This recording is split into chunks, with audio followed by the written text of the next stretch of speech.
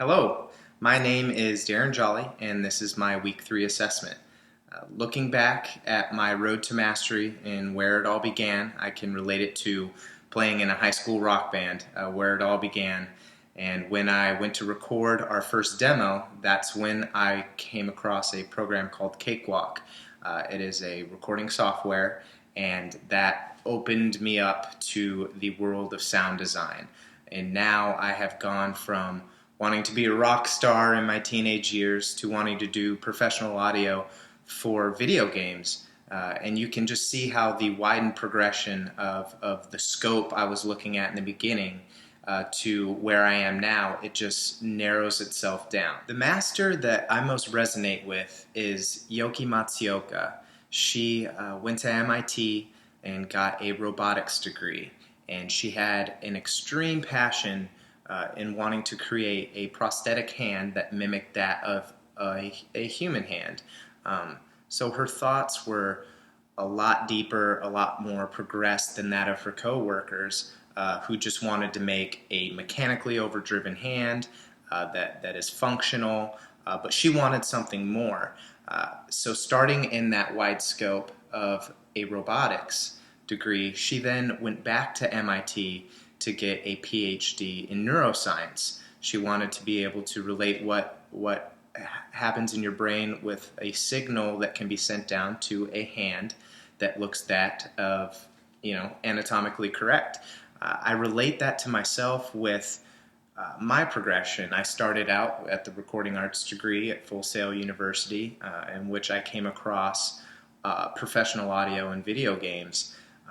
Not knowing what I wanted and needed to know, I now find myself in the GDMS program so that I can just further narrow my scope and become a master within my field, very similar to what Yoki Matsuoka had done. If I was able to have a one-on-one personal interview with Yoki Matsuoka, I would ask her two questions, and one would be, how did she adapt to her scope changes during her mastery journey? And also, if she could lend a helping hand of, as you narrow down your niche, the wealth of knowledge can actually be very cumbersome. And I would ask her how she sorted through all of the rubbish, for lack of a better word, to be able to get at the core values of each progression. And if she found any way to learn more effectively. In order to help facilitate this process, I would use Green's strategy of social intelligence, and I would first craft the appropriate persona. I would have to understand that I am a recording arts student. I am tattooed. I have played in a rock band, and here I would be speaking to a woman with a PhD in neuroscience from MIT. So I would have to craft the appropriate persona in order to communicate with her effectively, and I would also have to see myself as others see me.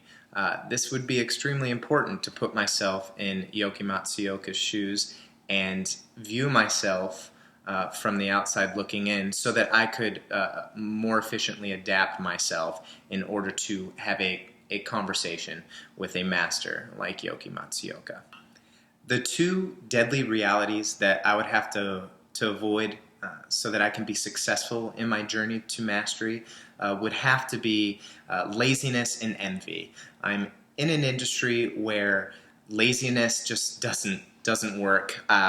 In order to be the best I can be in regard to correct audio implementation into the new platforms that are reaching the horizon, which is augmented reality and virtual reality, I cannot be lazy. I have to put in the grunt work. I have to keep pushing forward to learn more, adapt more, and just come up with the best ideas I can.